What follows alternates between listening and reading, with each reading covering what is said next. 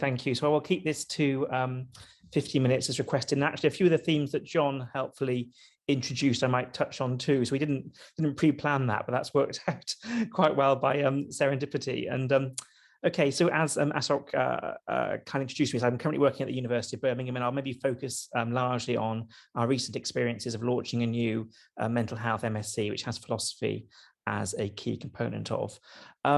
So in terms of background, made me realize how old I was preparing this first slide now all of a sudden, and thinking back to what John said. So I've been involved in the teaching of philosophy of psychiatry in several ways over the last 20 or so years. One of the more informal ways was setting up the Maudsley philosophy group with my colleagues in South London when we were trainees, to get a kind of forum to begin to read and discuss some contemporary and historical works in the area. And then some more kind of formal taught programs. So the former MSc at King's College London, which was run by Derek Bolton and Jim Hopkins, where I taught on that.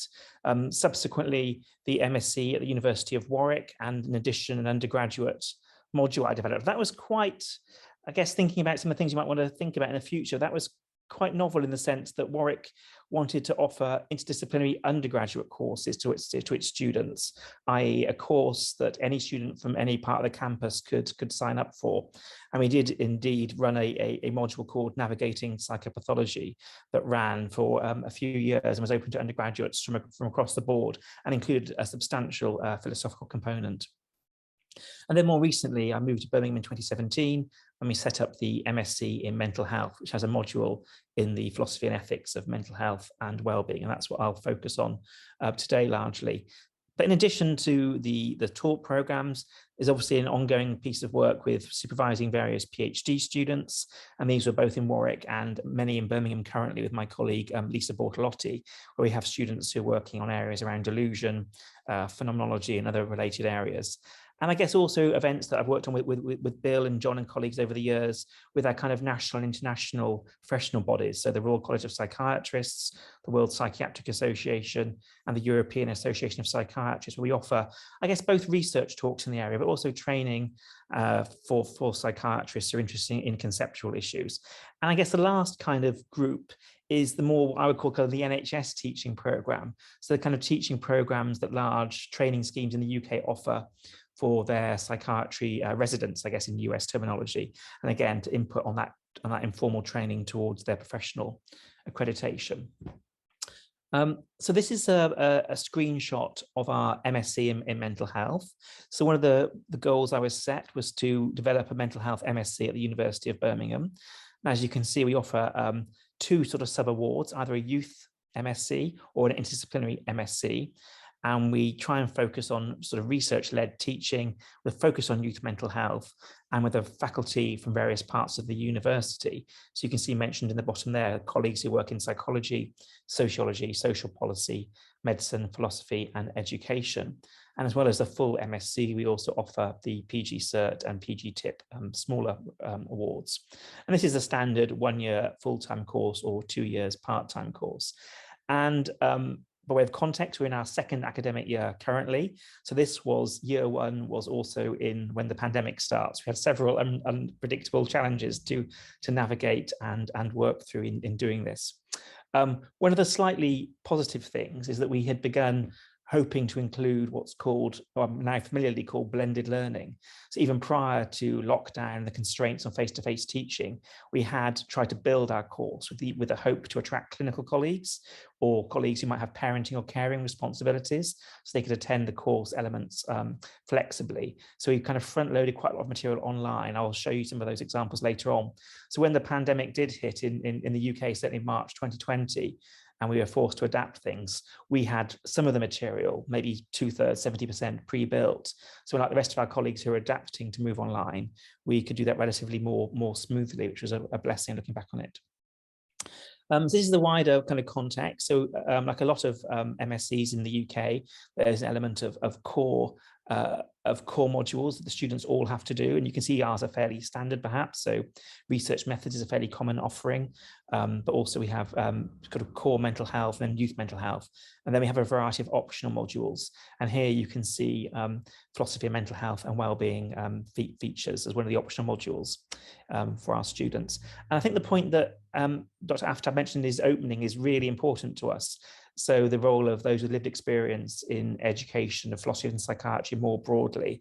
And I'll come to this shortly, but we're very fortunate to have a youth advisory group of young people with lived experience of mental ill health, who not only advise on our research, but also advise on our teaching offering and support that. And as well as helping us with the curriculum development, they actually deliver some of the content, particularly in the service user and care involvement module you can see there. So our youth advisory group are pretty key to that and what we do. So as I mentioned, we are in now the second year of the course. So I think the first year we had around 30 odd students, and this year we're approaching 70. It's changed slightly in that we're now taking, as well as postgraduate doctors, so doctors who qualified, we're also taking what's called in the UK intercalated medical students. So this is medical undergraduates who take a year out of the medical course to do an additional degree, so they can join us for 1 year to attain a master's in philosophy and ethics, in mental health. Despite what I've said about the constraints of the pandemic, we were fortunate to be able to teach face-to-face in both academic years, so both semester one of each of these last 2 academic years.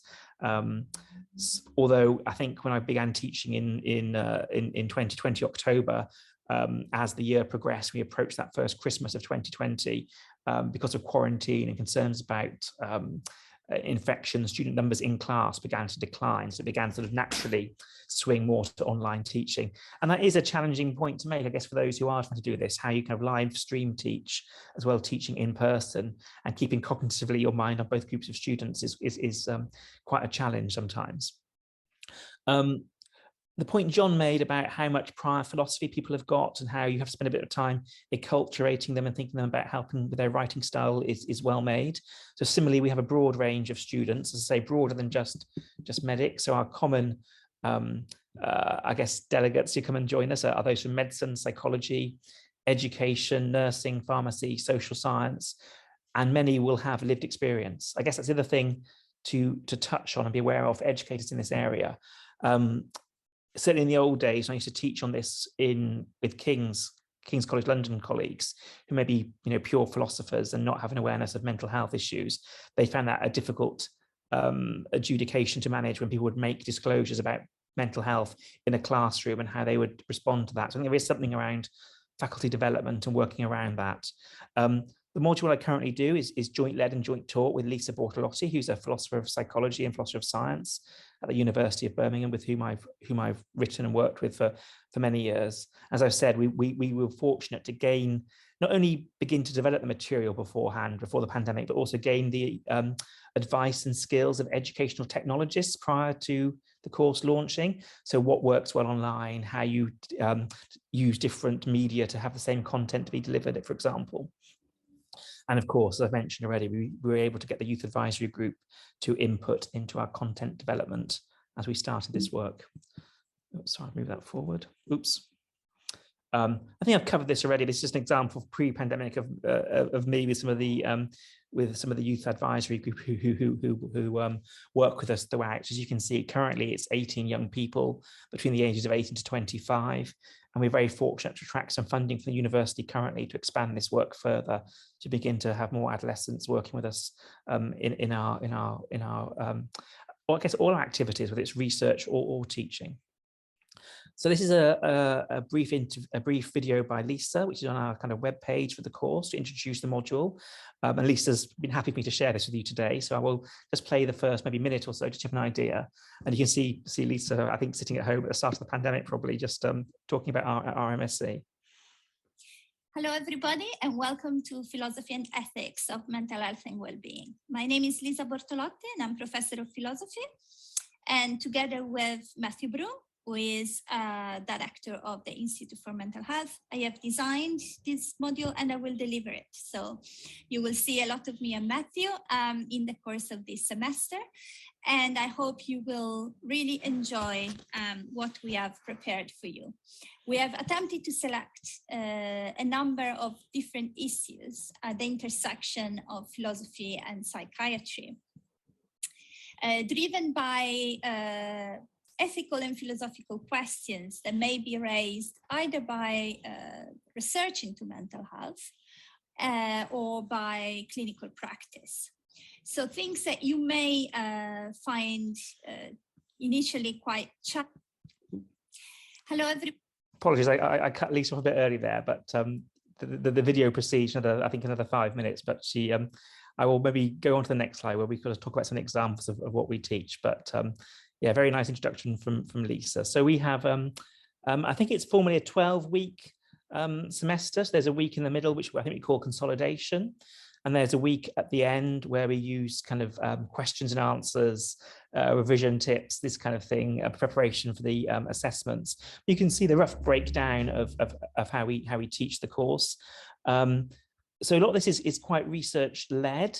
So Lisa and I decided to focus on some of the things we worked on together. So namely, Lisa and I have worked a bit on thought insertion, on delusions, and also a bit about conceptualization of mental illness and on moral responsibility. So those areas all feature.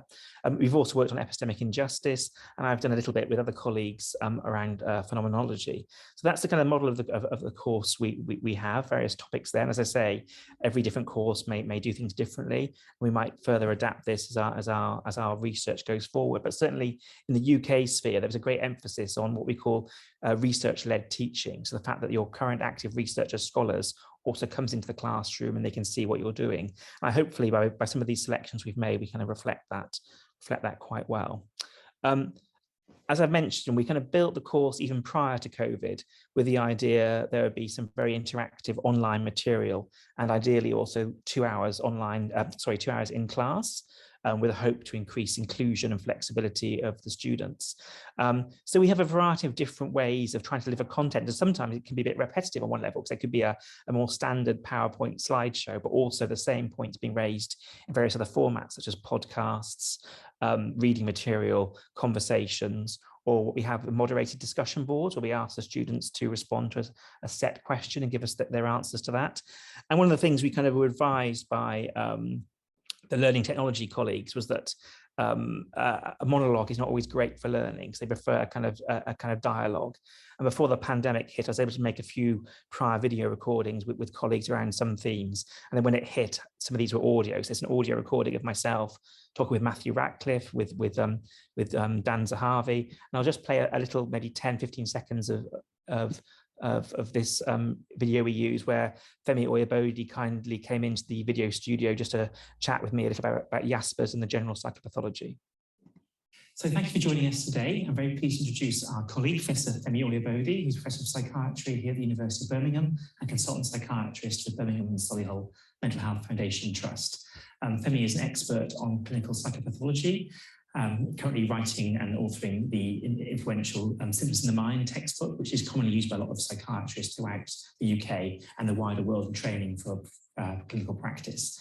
Femi has kindly joined us today to have a discussion around the nature of psychopathology and perhaps a little bit more about Jaspers and the importance of his work, the general psychopathology. So thank you for joining us, Femi. My great pleasure. Really good to have you here. And you and I have discussed some of these things many times over the years, and we're great fans of all your important work in the area.